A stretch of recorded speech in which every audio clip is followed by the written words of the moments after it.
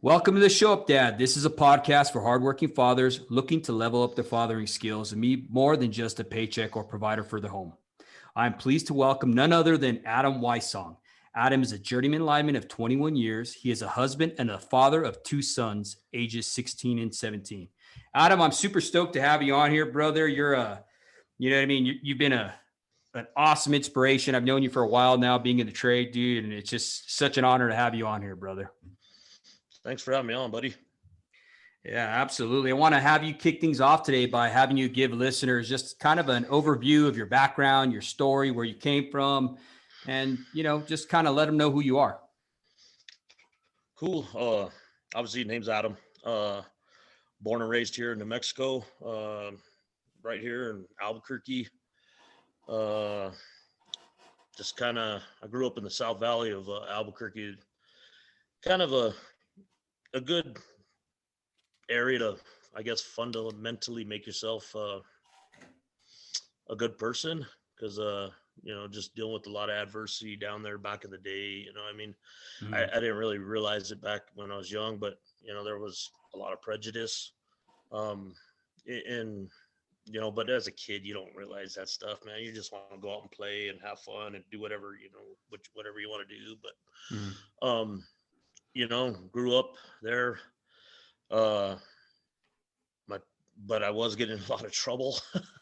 So my parents decided, we gotta get you out of here. So ended up moving to Moriarty, Edgewood, moving them out there, kind of get away from the bad part of life, of just, going down the wrong avenue, I guess.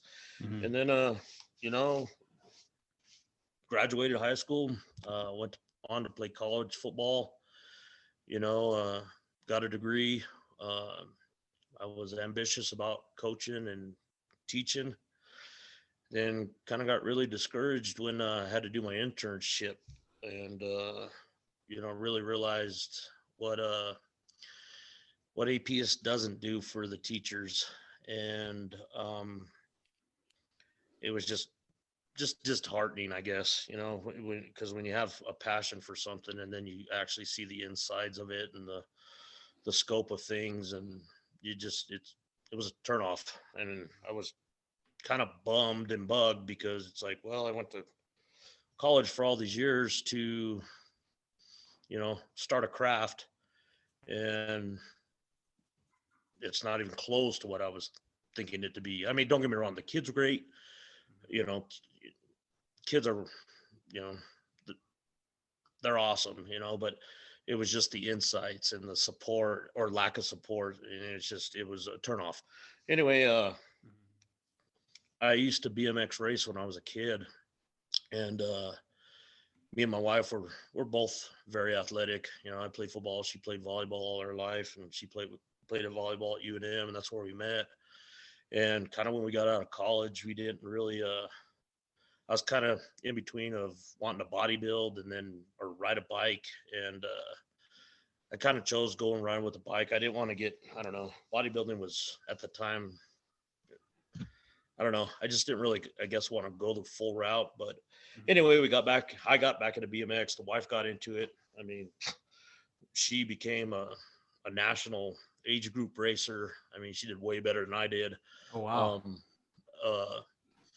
One of our co-linemen that we work with now, or that's out on the road, Leangelo, he was a BMX racer too. So, I mean, we all used to race together and things of that. But anyway, with doing the BMX racing, I became a part of helping running the track, designing the track. And then it got to a point where we had so much like electrical equipment at the track that required a lot of electricity. The gate was electric. We had to have an air compressor because it was ran on air. We had concession stand, an office, lighting, announcement system, so we had a lot of electrical usage for our facility. At the time, I didn't realize that we only had like a 5 kV transformer trying to supply all the power to this stuff. So I didn't know no different. I just knew that, when the dang compressor came on in the Connex, you know, the lights would dim in the concession stand, the computer would shut down. It was a mess for us. So anyway, we were pretty fortunate. Had a gentleman who knew some people at P&M. Long story short, we got a bunch of stuff donated. I was able to go to P&M, talk, meet some people. And then at the time, one of our gentlemen that runs Wilson, Russell, worked at a bike shop, and me and him knew each other from, you know, the BMX world. Anyway, he got into the trade because his uncle at the time was Ferdy Martinez, who owned Like Instructors. And when we got all this stuff donated, you know, poles, we got, you know, I know what it is now. We got 2-aught triplex wire donated, some lights. We got a 25 kV transformer. You know, all the electrical stuff that we deal with today that got donated from P&M.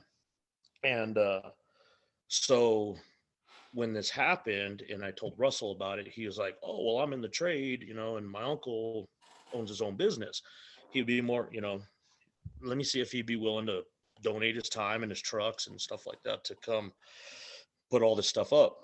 So, you know, long story short, he came out, you know, and I actually helped out, man. I mean, we spent a whole day setting poles, stringing wire, putting up lights, you know, watching them do the transformer, all that stuff, you know. So then I ended up talking to Ferdy for hours, and he kind of just put it on me, man. I mean, told me about the trade, you know, the pros, the cons, you know, and just kind of a lot of the things that he's done in the trade, places he's gone. I mean, he was telling me how, you know, they got one of those big, what are those B-1 bomber airplanes and loaded his trucks up and took him over to Jamaica back in that storm. And, you know, he got to work over there. And, you know, so when you hear stuff like that and you're like, whoa, man, this actually sounds kind of cool, you know? And then, you know, that day helping him out, it was like, man, I kind of like this stuff, you know? So, he told me, you know, hey, go down to the hall, talk to Steve Tucker. He'll get you an application, fill it out, blah, blah, blah, you know? So I went home that night and I told the wife about it, and she was like, you're going to work with electricity? And I was like, yeah. She goes, no, I don't think I want you doing that. And I was like, yeah, but look at the overall outcome. I was like, you know, we'd be able to go places and make money. You know, it sounds like it's got a great retirement and benefits. And, you know, at the time I wasn't really working a steady job as far as, you know, to sustain a family, because we didn't have kids at the time. So it was just me and her. I mean, we, you know, and we just bought a brand new house, you know, so it was like kind of, you look towards the future of, you know, your family and where you want to be and what you want to do for your family. You know, you don't want to be, that's why I kind of didn't want to be a teacher either, because it was like, I can't support me, her, have a house. You know, I only wanted 2 kids, and she was like, well, maybe 3. And I was like, no, we're doing 2, especially if I was going to be a teacher. I was like, you know, I hate to say it, and nothing against the teachers. It's just the pay for a teacher is poor in this country, and it needs to be higher, because they do teach our generation, our younger generations, you know. So I was just discouraged, you know, so I was more happy about hearing about this trade and the pay and all that other stuff, you know. And then you start thinking more about it. And then that one kind of, I can't remember the name of the video, dude, but the video came out, I'm sure you've seen it, Dave, is back when it showed basically what line work was, dude. It was like an hour-long show, and it was all with the helicopter work, and the guy was bonding on, dude, with the off the skid, and, you know, they were showing all this crap, and I was like, dude, man, are you kidding me? This is what I could be doing? It's like, you know, the wife, so I watched it, and then I told the wife, I was like, hey, I need you to come here and watch this video. I said, this is kind of what the trade's about, is like, you know. And then when it got to the helicopter scene, because, you know, the helicopters were towards the end of that video. Yeah. You know, I was like, that's what I want to do. I was like, that is my goal in this trade. I want to work off a helicopter. I was like, I know I'm a big guy, but maybe by my work ethic and busting my butt every day, maybe I can get a bone thrown at me and be able to do that kind of stuff, you know? And that turned me on right there, dude. I mean, I went down the hall next day, talked to Tucker, signed up, and from there it's history, dude. Went and did my interview, and, kind of, I guess gave, did a good presentation. I mean, I'm here today, 21 years later, working on 22 years. So uh, it was cool. It was fun, and it was nice to be able to get a start in life and be secure with a trade that I know, is going to support me and my family, Mhm. and much less, learn some cool stuff, because, the trade it is a cool trade. I mean, Yeah. we do, it, I mean, just, like say patrolling and talking to people. I mean, a lot of people come out of their houses and asking, "Oh, what are you doing out here?" It's like, "Oh, I'm patrolling, I'm checking out poles, checking out transformers, stuff like that, and then they're like, "Well, what does that do?" So it's cool to just like educate, just random people, kind of the trade, because a lot of people I think they just look at electricity as a flip of the switch. Yeah. I turn the light on, I turn the light off, or I turn the microwave on, I turn the microwave off. It's just Mhm. we don't realize that necessity is at our fingertips, and we just take it for granted. Yes. But a lot of people don't realize how it's transferred or produced, or what it can the damage it can cause. We all know that Mhm. it's a deadly entity. So but man, just kind of it I don't know, I'm thankful that I got into something that you know Mhm. I it's just I've made it benefit me to what I've wanted, and Yeah. got to experience, I think, everything. I've pretty much experienced everything on my bucket list on line work, except go to a darn rodeo, dude. But Yeah. I haven't been able to go to a rodeo because when the rodeo's going on, what is it, in September or something like that? Yeah. October, September. My kids play football, so Yeah. I ain't gonna lie. My kids' football is more important to me than the rodeo. I mean, I got the rest of my life, dude. I mean, I can Yeah. go to a rodeo once they graduate high school. Well, even then, it's going to be tough, because they're still going to be playing. And I'm fortunate my oldest got a scholarship and play college ball, but Right on. I'll make it there. I'll make it there someday. It's not it's a Yeah. bucket list, but it's not a major priority. So but I mean, as far as it's just I've been pretty fortunate to my Mhm. bucket list. I made big because of that video that I saw at the beginning of the trade. And then as Mhm. you get into the trade, you see more and more stuff, and you're like, dude, I think I want to try that. It's just, it's living on the edge. Yeah. I mean, Yeah. I'm an adrenaline junkie. My kids are adrenaline junkie. I mean, I damn near almost killed myself last summer at uh, Navajo Lake jumping off cliffs. Oh Me and my shit. boys love cliff jumping, and I made a wrong step, and it almost cost me, but thank God Mhm. I I got out of it good. Yeah. But it's That's awesome. so it's, I don't know. You Well, kind of want me to go through the whole career, or I mean, that's perfect, Adam, dude. Obviously, you've had a lot to do in your career, which is amazing, and that's what we try to showcase. You know what I mean? Because line work, I agree with you 100%, dude. It's a blessing, and you know what I mean. A lot of people see that we make a lot of money and stuff like that, but there's also a lot of sacrifice that comes with it. Sacrifice on our family side. You know what I yes, mean? sir. And that's kind of the topic that we kind of want to go into. Living life on the road. Adam, one of the first questions I wanted to ask you, brother, is for those that don't know how big of a problem we are having with effective fathers as the head of household, how difficult was it for you to be effective when you're having to travel and stuff like that? uh, it, God, it was, you know, it was kind of like a 50-50, I would say, Mm-hmm. because we all know, dude, coming up through the contract side, it's like, the day you top out, I'm dragging the next day and I'm going on the road, man. I'm out of here. See you later. Yeah. I probably waited a week, and I told the wife, we were just pregnant with our first kid, and it was just like, I'm out. I got to go. I'm going to go to California and check it out. And so, uh, so at that time, it didn't really matter because, we had just had our kids, so he knew no different. Mm-hmm. Um, you know, I mean, yes, it was still hard on, mom, I'm here back at home, but I think throughout the years, as far as being an effective father, um, as they're young, they, they don't comprehend that daddy's on the road to put them food on the table, their food, clothes on their backs, to give them the toys that mama goes out and buys every week, and stuff like that. But as they got older, I could see, as they tested mom more, and mom's holding fort. Mom, Yeah. I give kudos to my wife, dude. I mean, I love that woman to death. I mean, I mean, us as linemen, we're alpha males. We got to do what we want, when we want, how we want, and I don't care what you're going to say about it. And our wives, I'm not saying they take a back seat, but the amount of support that these women know that they give to us, much less, we give to them. I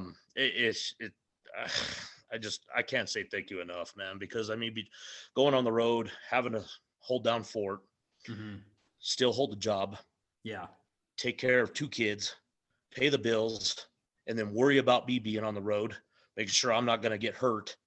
It's just, car don't break down. I mean, those suck, dude. I mean, wife calling, hey, my car's broke down. What do I do? So you think of these things, people look at it, oh, well, why have so many cars? Because, dude, I'm on the road. If one car breaks down, my wife has another car to back up on, so that way she can get that one to the freaking, to the mechanic. Yep. And she still has transportation. It's just. But anyway, so I could see it as the boys were getting older, learning to, hey, clean up your room. Hey, brush your teeth. Hey, it's time to go to bed. Hey, eat your dinner. Homework, chores, so for the most part, my boys, I mean, I have to give them kudos too. And I think it was because I instilled this at a young age. Respect, manners, be courteous to your elders and your grown-ups.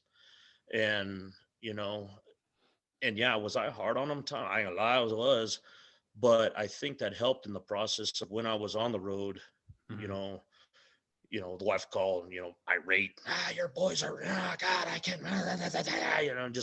and I'm like, all right, on the other side of the phone going, okay, what's going on now? Yeah. Things of that nature. So from that aspect, it was tough at times because they would look at dad as like, hey, just like this podcast. Oh, you're on that other side of that screen. I don't need to listen to you. Okay, yeah, tell me what you need to tell me, dad. Rip my butt for about an hour, and okay, well, see you later, dad. Love you. Bye. So I don't. It was hard to be effective in that kind of aspect. Yeah. But they also knew that, hey, if you don't do your stuff when dad gets home, you're going to get your butt whooped, and you won't get the things that you would like because of that fact. So it was hard, dude, at times. I guess I can say too, I mean, you don't like your wife calling and, irate or her pissed off, and, because the kids are just acting up and not listening to her. And, like I said, she's got 50 million other things that she's worried about trying to hold down the fort, and, don't need the kids to be running their rabbit. So, it was tough, man. And it's tough too as a dad on the road because, you're selfish, but you're like concerned about your family. But yeah, you're missing it because it's like, I love this trade. There's so much cool stuff to do, but I have to do it without them, or have to go somewhere else to do it, because that kind of work isn't in New Mexico. I mean, at the time, Dave, when we were in, we didn't have these big highline jobs going on, dude. We didn't have a versatile of different kind of work taking place, you know.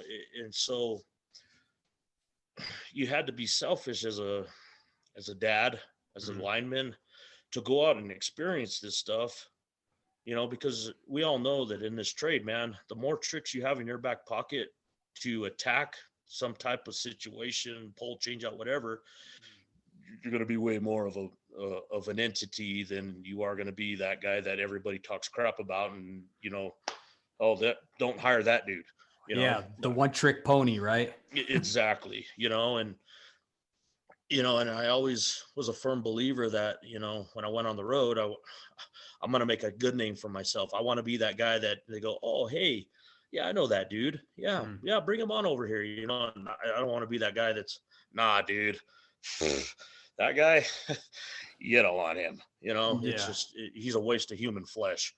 You know, you know, it was difficult, man, because like I said, I was being selfish as wanting to get the experience under my belt, Mhm. meet different guys, see different places. Because when you're on the road, yeah, you know, yeah, you look at it, I was Mhm. pretty much going on vacation for free Yeah. because, yeah, I may have paid rent at a RV spot and, you know, have my travel trailer, my truck, but at the same time, you're getting paid. And I mean, like, I ain't gonna lie, I loved going to California Mhm. because, you know, and I loved working in San Diego. And it was like, dude, we were working 612s. Well, at first we were working 716s, you know, and then they bumped us back to 612s. And it was like, man, this is great. All right. You know, Sunday morning I'd wake up, you know, I go throw my clothes in the wash, go to Walmart, get my stuff, and, you know, go hang out at the beach all day, you know. But and even that, you feel bad because then there, you know, I'm Skyping my wife, you know, and technology today is way more advanced from 10 years ago. You Yeah. know, I'd be on the phone with my wife, Skyping her, going, look, I'm here at the beach. You know, how's the Right. boys doing? No, look at this stuff. You know, hey, you guys need to come out for Halloween. But why don't you guys come out for a week? And you know, we'll discover San Diego. You Mhm. know, I mean, and that's, I guess, with being that selfish Mhm. aspect for me, I've made some great memories with my family on it because, like, when you know, the first time I quit P&M, Mhm. uh, you know, I drug up, went to Wilson, and then Wilson was like, "Hey, we got you know, a good buddy of mine that was working here in town at the time. He's like, hey, we got a big job coming up in Illinois. He goes, it's going to last, you know, a good year." I'm like, all right. He goes, and it's going to be helicopter work. So right then it's like, ding, Yep. There you go, oh, huh? you know, from the video, I get Yeah. to get on the helicopter. You know, I might have that chance of getting on the helicopter, you know, much less working with big cranes. I knew I'd never really worked with big cranes before out of man baskets or shit like that. So I'm like, you know what? I'm going to do it. Yeah. So with that, you know, I go out there. Oh man, I thought I'd never really be homesick. Holy crap, dude. When you're a few thousand miles away from your family, it's a Yeah. totally different. You know, California was one thing because I don't know, I didn't really consider that far. I mean, Mhm. it is, but I don't know. I guess just a mind thing, you know. But when I got out there, it was kind of like, damn, man, and I'm away from home, Mhm. you know. So out there was I guess it really put in perspectives, like, as a dad going, hey man, you know, like at night I would talk to my boys a lot more, and you know, just tell them, hey, daddy's doing this for the sake of all of us.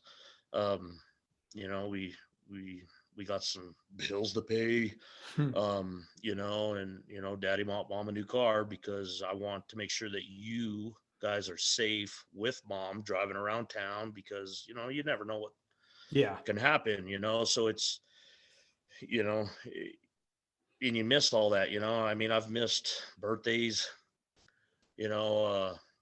I've just the everyday night of kissing your kids goodnight and giving them a hug and kind of tickling them there in bed and just, you know, farting Yeah. around with them, you know. And I've missed many of those nights. And you, I guess you don't think about it until you actually, I guess, think about it. Yeah. And, you know, but it's provided great memories for my kids. I mean, because even out there coming out to Illinois, I'd never really been that far back east at the time, and the humidity sucks, Oh dude. yeah, it does. And like I was telling the wife, I said, I can't live back here. Holy cow, it's beautiful, but man, this humidity is killing me. But they came out, and I was staying at a trailer park that had a pond. Well, dude, that's where me and my kids caught our first fish together.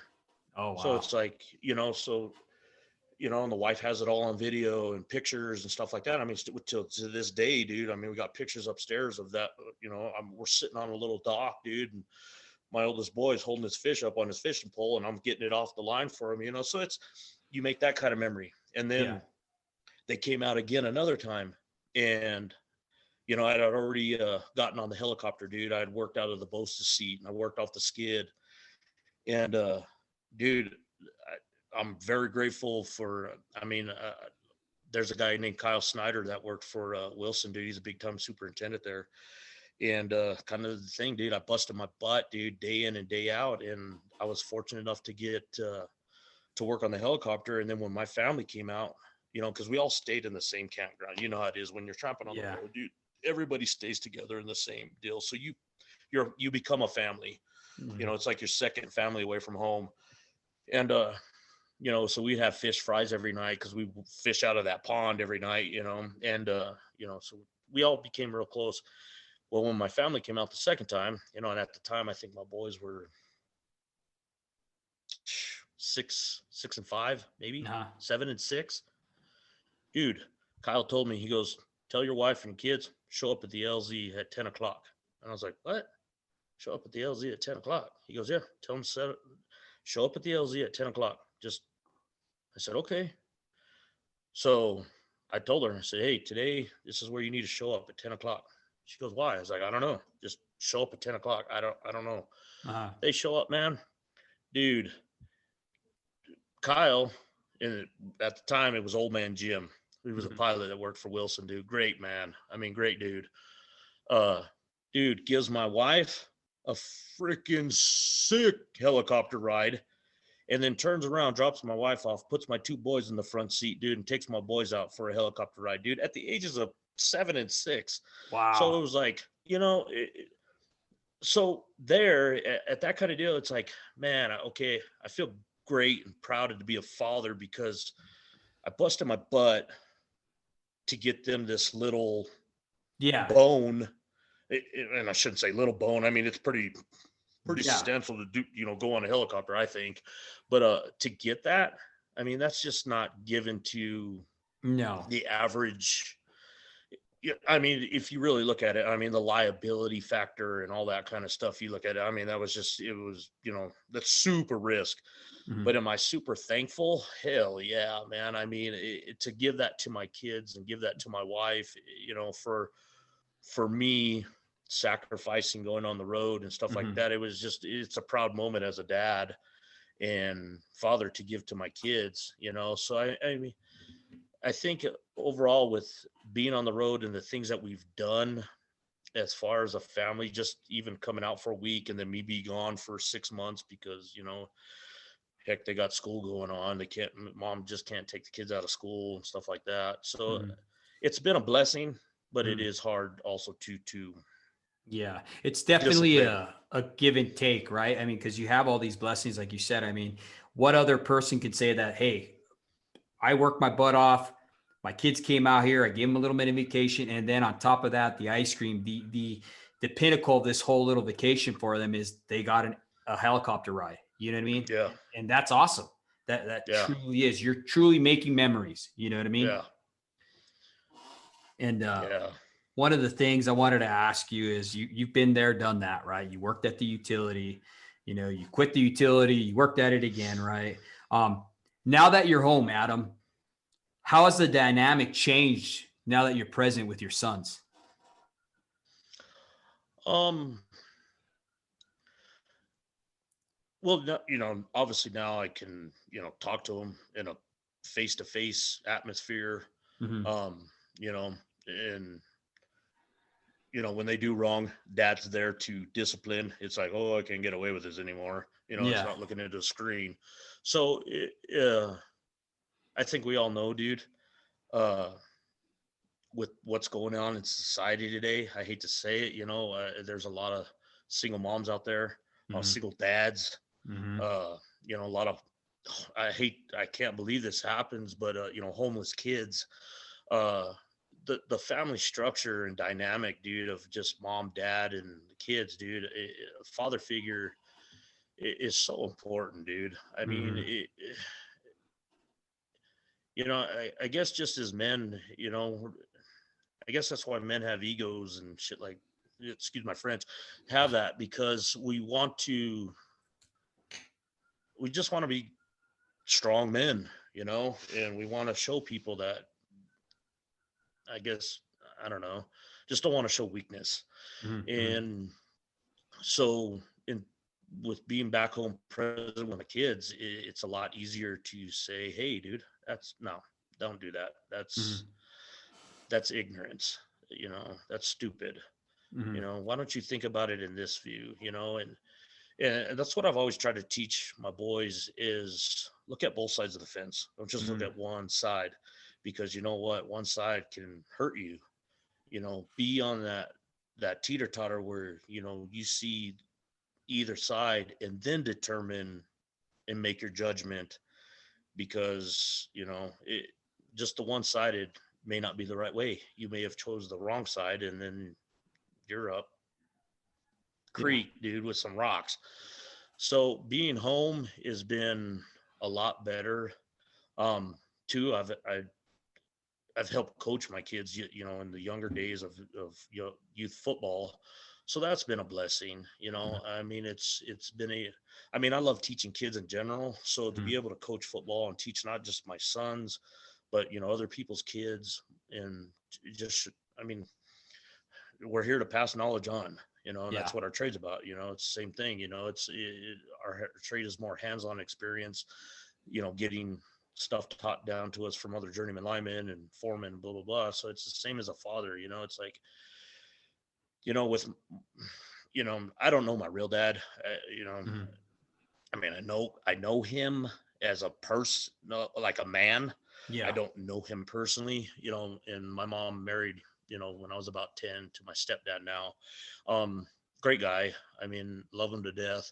But I think with him, we didn't have, I guess, so much of a close relationship, like, a real father son relationship, because I think, he came into my life at 10 years old. So Mhm.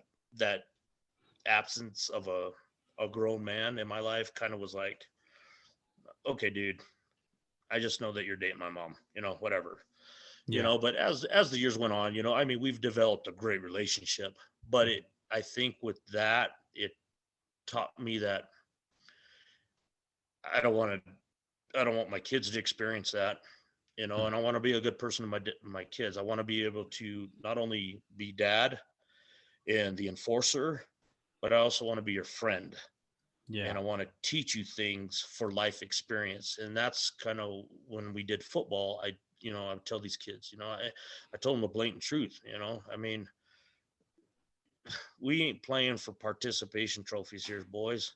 This is a sport. If you love it, you're going to excel and you're going to push yourself to be better. Are you going to have to practice your butt off day in and day out? Oh, yeah. And you're going to have to put in more practice.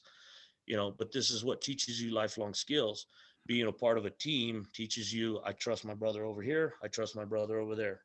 Mhm. And I think, what my boys have seen, you know we've had a couple unfortunate things in our past of some guys getting hurt, and unfortunately we just had a good friend of ours, just get electrocuted, a couple weeks ago. And Yeah. I think my boys have always learned that dad is like, hey, teamwork, you got to be able to trust each other, one another, because I in team doesn't float. It just Yeah. doesn't work. I mean, you can't get your goal accomplished by being the selfish I.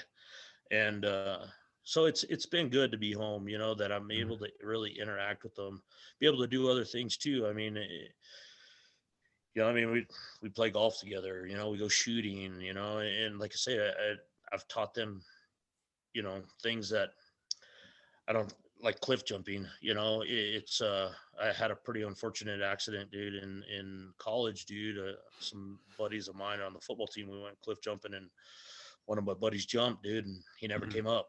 And, I jumped for him for like 2 hours, and, unfortunate, but, just last summer, I took my boys back to that jumping spot, and I haven't been back there for 20 some years. And, I taught my kids at a young age cliff jumping and things like that. And they're way beyond whatever I did. I mean, these kids are backflipping, twisting, and it just, my wife goes, she has an aneurysm, dude, every time she sees us jumping. I mean, she's just flipping out. But even me, dude, I mean, sometimes I look at them and I'm like, I get, all right, but, I took them back to that spot, or took them to that spot. And, it was kind of nerve wracking. I didn't want to show it, cause again, we're dad, dad ain't afraid of nothing, blah, blah, blah, but deep down, it was just like, eesh, this is where my good friend drowned. And, but they did it, and it was actually kind of cool. My wife even jumped. So it was cool because, I experienced something bad there. Yeah. But I was able to share it with my family on a kind of nervous situation. Yeah. But it brought out a good, I guess, ending to my bad experience, and a great feeling to, hey, I did something new with my family. Well, not new, but I did something again with my boys, and my wife actually even jumped, and so it was actually kind of, that's a great feeling, deep down and stuff like that. But yeah, being home, it's so much easier, dude, to just be there by their side.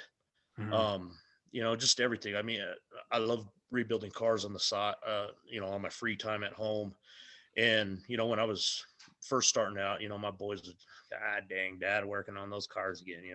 Why do you like all these old cars, dad? Why don't you like the new stuff? My boys are four-wheel drives. Why do you like these cars lowered to the ground and blah, blah, blah. It's like, you know what? You just wait. I was at that age too, a 14-year-old, dude, 15, 16-year-old. Oh yeah, I want to lift a truck, and then wait till you start wearing out tie rod ends, ball joints and bearings, and freaking your tires wear. And, it's $200-300 to buy a 35-inch tire and all that stuff. You just wait, and it's kind of come around twofold. Now my boys, they pick out old cars. Oh, I like that car, Dad. Oh, Dad, or they're sending me pictures, dude, on their phone as they're driving down the street. Dad, look at this car, and I'm like, oh, okay, you ding dongs. What, you used to bag on me for, liking all these old cars, but now you're sending me all this stuff. And it's like, oh yeah, Dad, why don't you get me this old truck for my first car? It's like, what? I thought you want this big old, fancy car. No, I like this one. Okay, I see how it is. So it they don't come out and tell you it, but it's cool to see that, that they look up to Dad, and it's like they come in finding the same things. And like another thing, I mean, I love music. I mean, I'm going deaf because I play my music too dang loud, and they're into the same kind of, I guess, genres of music, or whatever the hell you want to call it, styles or whatever, so it's cool to see that when you're home, that influence is more, it's easier to keep them on a good track and give them positive stuff, and teach them from right and wrong. I mean, it's just, like me and the wife, we made a commence to each other when we first started having kids, that it was like, you know what, I'm not going to sugarcoat nothing. I'm going to tell them the honest to God truth. And whether it's good, bad, or indifferent, at least they're hearing it from mom and dad. Yeah. And that something comes about, well then, hey, I heard this from my mom and dad, and I'm not hearing it from the kid on the playground. I mean, because when the time came to have the talk, Yeah. you know, that's a whole funny story within itself, but it was just, it's crazy what these kids talk about on the playground, and they don't know what they're talking about. They Yeah. just randomly blurt words, and it's like, oh, well, this is cool. Say this, and you're like, do you really know what it means? No. Okay, let's go sit down and talk about this. So it's cool to be here to have that Mhm.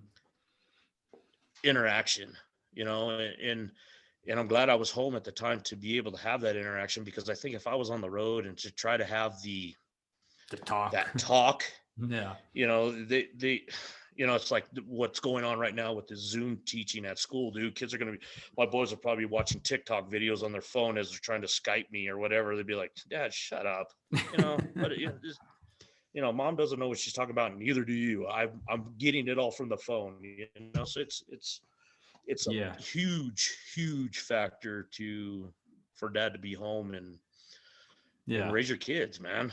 I mean, we all know that the family function of mom, dad, raising your kids, is a big part of being successful men, successful women. It's just unfortunate some families don't have that dramatic or dynamic, and it just, and I'm not saying all those ones that don't have a mom or a dad that their lives are that bad. Some people are, They overcome. yeah, they just get over their obstacles, and some are unfortunate, and I hate to say it, it just sucks for them, but it is a big factor of being able to be home and help mama take care of the kids and be that father figure that needs to be there. Yeah. And it's awesome to see that you were able to, you experienced being on the road and back at home, and just you being aware of how big of a dynamic you had on your children's lives, even to the point where you're influencing them even with the music that they listen to the cars they like now. You know what I mean? Yeah. And that's really an attribute to you saying, hey, I'm going to do what I need to do. I'm going to put away my selfish desires, because we talked about it earlier, how it's kind of selfish when you're on the road, because you're chasing after success, right? But we're not living that life of significance. And it's cool to see you transpire to where you're at now, where you're living a life of significance, and it's showing in the fruit of your children. Your boys are successful. They got a college scholarship, they're following in their father's footsteps. You know what I mean? Who knows? They might be a journeyman lineman later on if they so choose to, right? You know what I mean? And no, but you know what I'm saying? It's so important to be present, even when a lot of fathers today, Adam, even though they're home. And this is, me speaking from experience, even when I worked at the utility, because I thought I was going to be home more, right? I was never home. And when I was home, I was so miserable that I was checked out. I was completely checked out because I was so pissed off about how the day went with some of the people we worked with. You know what I mean? And that brings my next question. Do you recommend to another lineman, if he wants to spend that quality time with his family, do you recommend him, if he's trying to be more present with his family, to get into a utility? Man, It is. it's a hard question to answer, because there's so many pros and well, I know there's not very many pros to the utility, but there's so many cons. I agree with you, man. I had the same fight. We all know that, dude. On the contract side, you get paid every week. You go to the utility, you get paid bi-weekly. So when you get slapped in the face, I mean, and this is truly what happened to us, dude. The first time I went to P&M, dude, you go from making $2, $3, $4, $5,000 a week to eating out. I mean, dude, and this is the honest to God truth. We were going out to dinner, dude, spending $150 on dinner, buying appetizers, buying drinks, buying a whole spread of freaking dinner, buying dessert, and we're all, me, my wife and boys are walking out of there stuffed. To when I hired on to P&M, we literally, dude, we're eating like turkey sandwiches, dude, and top ramen. And it's like, Mom, Dad, are you going to go to the store? It's like, well, we don't got no money, so you end up working all that overtime because you have to financially get food because, you're starving. And so to recommend it, maybe once you're an old man like me and my boys are about ready to, start their lives and move on out of the house. But it, I'll be honest with you, I have to say no. I don't think I'd advise to go into utility because it's not just the money aspect. We all know what's going on in the inside of the utilities, dude. And to have to, I'm going to flat out say it, you got to babysit grown men.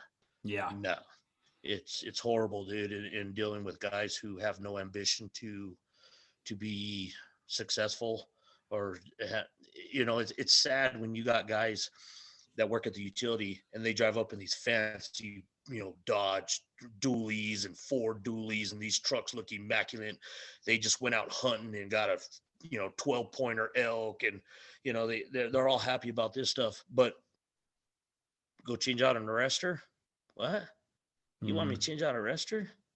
That takes too long of 5 minutes.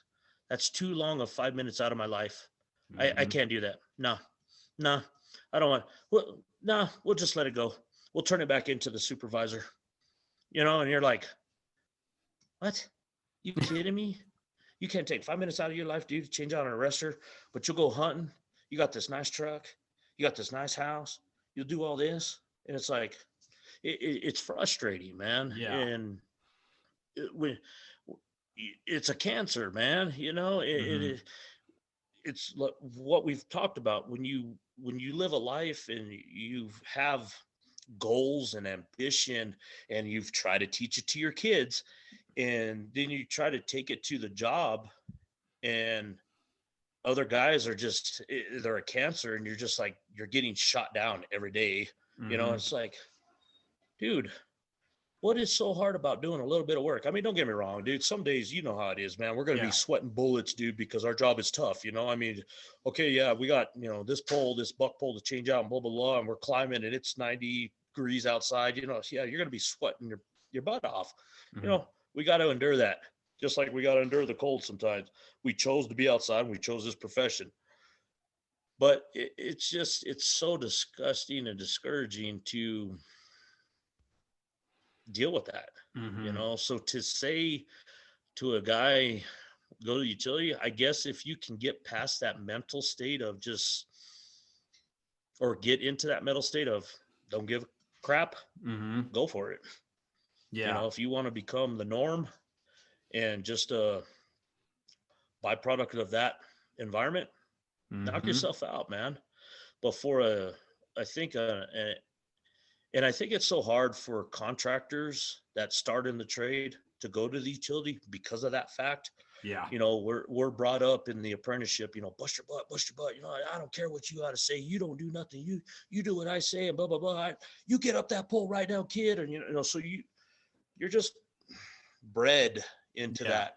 And to go to a utility and then you're going, what? I mean, I remember the first time I hired onto the utility, they're like, Adam, you need to slow down. I was like, what do you mean I need to slow down? All we're doing is running underground triplex from the meter to the freaking pedestal, like 80 feet. What do you mean I got to slow down? I was like, we only got 3 of these for an 8-hour day. I mean, dude, slow down. It's like, what do you want me to do? 1 at 8 and then maybe 1 at noon and then 1 at 2.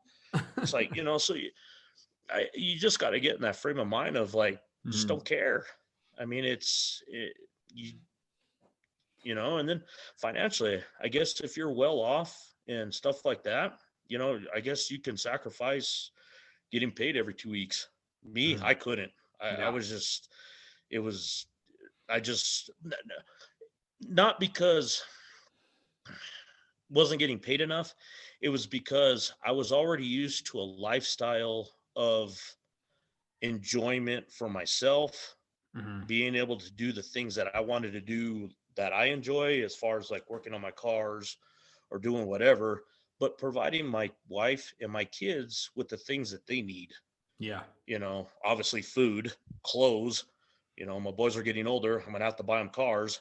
or, some type of vehicle to get around because, I don't have time to drive their butts around, or either does the wife, and you want to provide, for the wife, she's Mhm. busted her butt all these years for you and supported you. So it's like, I don't want my wife not to have nice stuff either. It's like, so to go to a utility and then, like I said, you get paid biweekly, and then you're looking at it and you're going, oh my God, I'm taxed on this. Then I got to get a uniform and I'm taxed on my uniform, and then Mhm. it's like, oh, I got to pay for my insurance. I got to go, so even then when you're at a utility, dude, you don't want to go get your teeth cleaned, or you don't want to go get your eyes checked because it's like, dude, it just costs too much freaking money. It's like, this is stupid, and then on top of dealing with grown men, Mhm.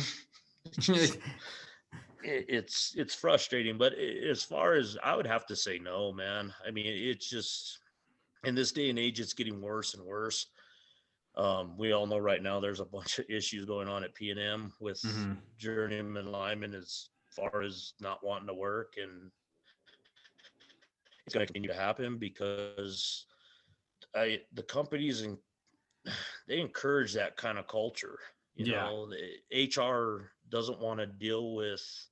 They're so, I mean, and this isn't companies everywhere. I mean, I even talked to my wife, dude. I mean, she works for Southwest Airlines, and the same thing happens in their profession, dude. It's just on a different level.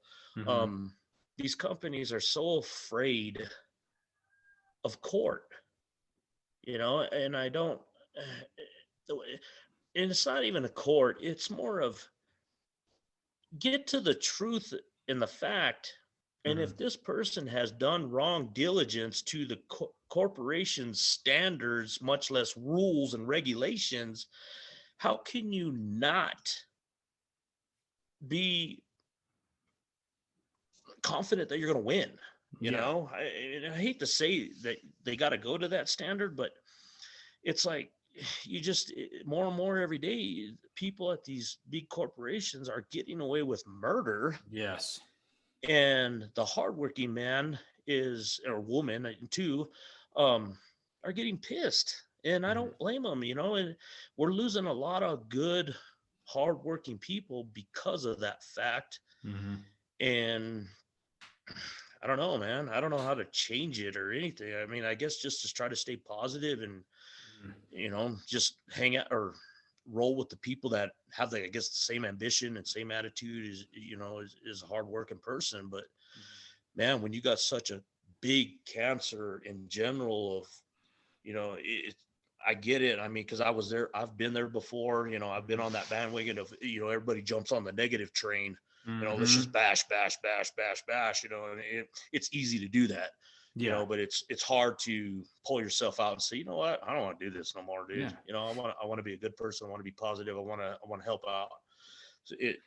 But I think with these corporations doing that stuff, they create the culture to begin with, and it just keeps Feeding multiplying. itself. Yeah, it And does. yeah, It's like a cancer, like you said, and negativity breeds negativity. So, you know what I mean? That shit's airborne. yes, I'm sorry sir. to say, you know what I Yep. mean? It's airborne and it drains you. And then all of a sudden we take that home to our families. I mean, I don't know, from my perspective, I was coming home and I was miserable as all hell. I mean, I'm sure you were too, you know what I mean? How did that affect your family? You know what I mean? Coming back from the utility to, you know what I mean? um, yeah, dude. I mean, I'm been pretty fortunate. Me and my wife don't fight, dude. Mhm. We got a great relationship. I mean, every once in a while we'll have a little issue, but yeah, man, I was coming home frustrated. I mean, and you bring it home because you leave the workplace, you're thinking about it as you're driving home. You're getting more pissed off because you're just so frustrated with what took place at work.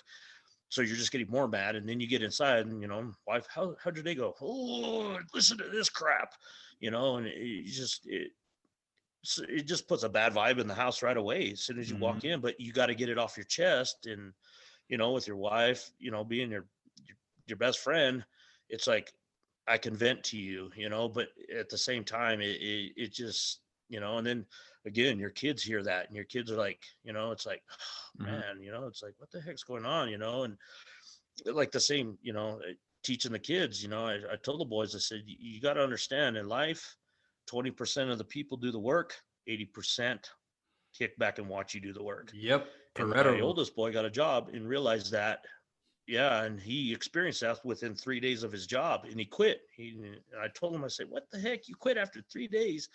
He goes, "Remember how you told me, 20% work and 80% just sit around and collect check?" I was like, "Yeah." He goes, "That's what was going on with me." He was like, "Hired 5 people." He goes, "I was the only one doing all the work. The other 4 were on the side of the building on their phones." I said, "Exactly." And that you're going to see that the rest of your life. So but yeah, coming home, yeah, it plays a factor. It totally plays a factor. And now that I ain't gonna lie, I've been blessed to get a patrolling job. So I'm by myself. Uh, I'm able to just go up my own pace and just, really look out for the upcoming crews and make their job easier for them. So I'm much more happy. I mean, I come home and, joking around, having a good time, and, Mm-hmm. just getting excited to be able to, to come home and not have to worry and, actually get up and, all right, here's another day, and not be so, disappointed that, oh, I got to go to work. I got to deal with this dude. Oh, it's just, yeah, it plays a big part. Absolutely. Adam, I wanted to ask you another question real quick. Um, what's a challenge that you're still facing today that you haven't overcome that you're working on? As far as just like personally or Uh, work personally related. and with you being a father. Personally, my temper. Mm-hmm. Um, Again, where I grew up was a predominantly Spanish neighborhood. Mm-hmm. Um, Old folks, good old Spanish Hispanic tradition, and I learned a lot from it. It was cool to learn that. But again, I didn't realize at the young age the prejudice until, I got into middle school, and it became more irrelevant. It's like, oh, oh, there's the white kid, or hey, there's that gringo, or, whatever, So, yeah, I developed an attitude. And so when you deal with that all your life, it, it sticks with you. So my wife is a great person. She has a great attitude. She's always telling me, be the bigger person, blow it off. I mean, matter of fact, it just happened this morning in a gym. I mean, there's a guy there's some part of the Cleveland football, or I don't, or it's just Cleveland sports deal. And this guy gives me a glare every time he walks into the gym. And it's just like, I told the wife yesterday, I said, this guy always gives me a glare every time he walks in the gym. I don't know who the hell this dude is. I was like, it's just getting annoying. And sure enough, this morning he came in again and we were right there. And I was about ready to just lay into him. I mean, it was just like, and I turned away, and, the wife texted me on the phone, calm down, and it's just like, God, man, it's like, so that personally, yeah, Yeah. I deal with that on a daily basis. I've gotten a lot better with it. I mean, me, Dave, Yeah. I used to blow off, dude. I mean, my fuse was like, there was no fuse. Yeah. So I've gotten to try to control that as best as I can, because my boys see that sometimes, Yeah. and it's like, hey, you can't just flip off the lid and just go rogue on people, and so that's a constant daily battle for me. Mm-hmm. Um, and as being a dad, I guess the most difficult things that I deal with is nothing that's really taking place right now. Mm. I mean, I just wish there was more time in the day that I could spend more with my family and my kids, that we could go and do more things. I think the most biggest thing that I deal with is the regret. I mean, I regret bigly going out on the road, Mm-hmm. because I've missed out on so much of just their little stuff in life, and little stuff with my wife, dude. I mean, Yeah. I wasn't even able to give my wife a hug and a kiss at night, and, and I mean, it bugs me to this day, dude. My wife has problems sleeping at night because of when I was on the road.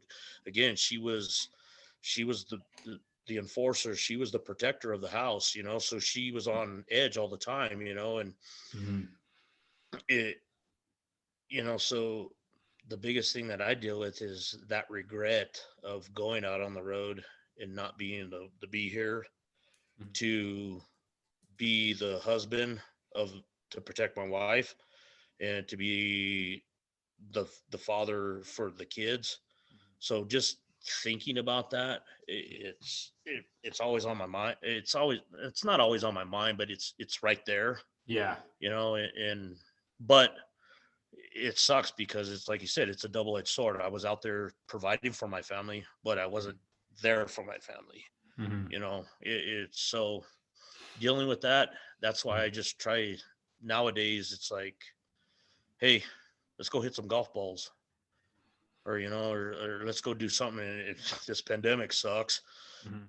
I haven't been able to do much with that, but I mean, like me and my boys got into mountain biking, so went and spent a few $1,000s on bikes. I mean, I didn't realize how much freaking mountain bikes were, dude. But Yeah. just going out and doing that, and we love to snowboard and ski, so we go as much as we can doing that. I mean, it's just try to get out and do as Mhm. much as I can for those years that I've lost. I can Yeah. never get back. Um, Again, I regret it, but at the same time, I'm I shouldn't say honored. I'm proud because I was, like you said, the experience that I was able to give some of them on some of the stuff and Yeah. be able to provide. Yeah. But yeah, it's something Yeah. as a father that I guess I Kind of eats at deal you a with. little bit. It's like, yeah, The good thing though, Adam, is that a big part of this is awareness, right? And you're yeah, aware of that. And it's good to see a father like you who, this happened. You can't erase that. But hey, you're present now. And that's what we talk about as a show up dad. You know what I mean? You're being present. You know what I mean? We're not perfect dads. There's no such thing as a perfect dad. But the idea is to become aware of what we're doing and to make the correction, right? You know what I mean? correct. It's like when we're pulling in power line or whatever, and then, we have our ropes, and then when we pull it tight, we see where it's bucked. It's like, okay, do we keep going like that, or do we stop and unbuck it, and then we can go forward with progress, right? And Exactly. I think it's amazing, dude, that you're able to come on here and just share your story. And dude, you're an awesome dude. You're an awesome father. And I Thank know you. I know you're going to bring a lot of encouragement to the fathers and the people that are just listening to this, dude, because you're real, dude. And that's what we try to have on here. Is we try to have guests on here that are real and they're transparent, and it's just providing that value that people need to hear, that transparency. Yeah, I agree, man. I mean, it's just like you say, nobody's perfect, dude. Nobody Mhm. in this world, dude. I mean, if we were perfect, then none of us would work. We'd all be stupid rich. It's nobody's perfect, dude. We all have faults, Mhm. but it's like you say, being aware and the biggest thing, don't be afraid to admit that you screwed up or you did something wrong. you Mhm. know that's that was like one of the things I taught my kids too. And I ain't gonna lie, dude. When I was a young kid too, that when I didn't have a father, I ain't gonna lie, I lied a lot, dude. I lied to my mom a lot because I didn't want to get in trouble.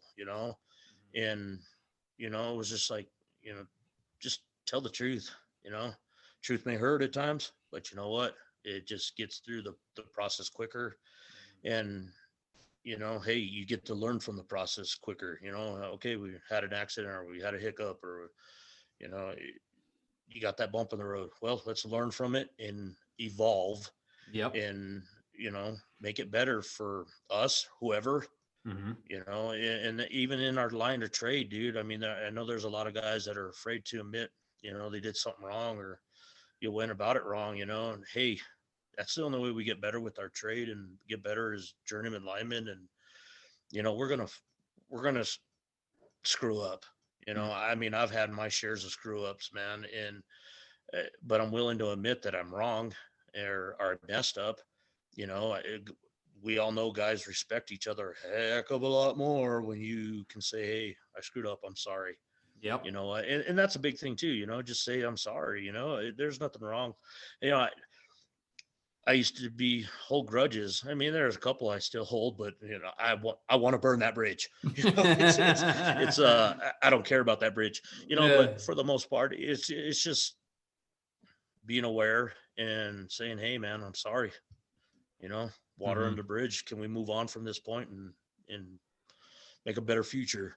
You know, and that's what I just try to teach my kids, and it's just what I try to teach apprentices too. You know, in the trade, you know, because this trade's getting dangerous and dangerous more and more every day, and the Yep. demand is just going through the roof. And there's not a lot of us journeyman linemen out there, man. I mean, we all know that we're shorthanded, and we can't pop out linemen in 2 weeks, No. you know, in 2 years, you know, 10 years.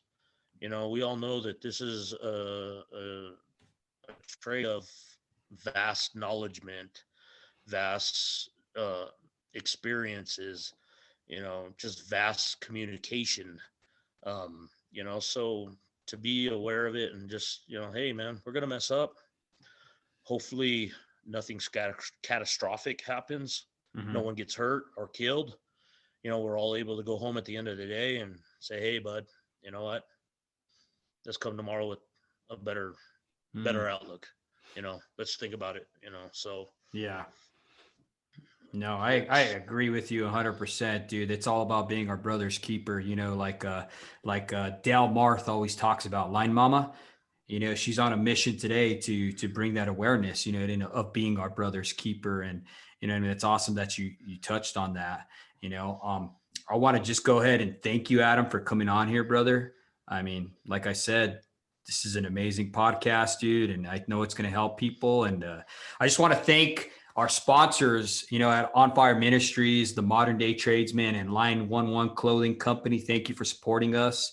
And we wouldn't be able to do what we do without you guys' support, you know. So if you guys want to support us, go ahead and go to the showupdadfoundation.org and leave us your information there. And, you know, we look forward to another episode. And once again, thank you, Adam. You're the man, doggy.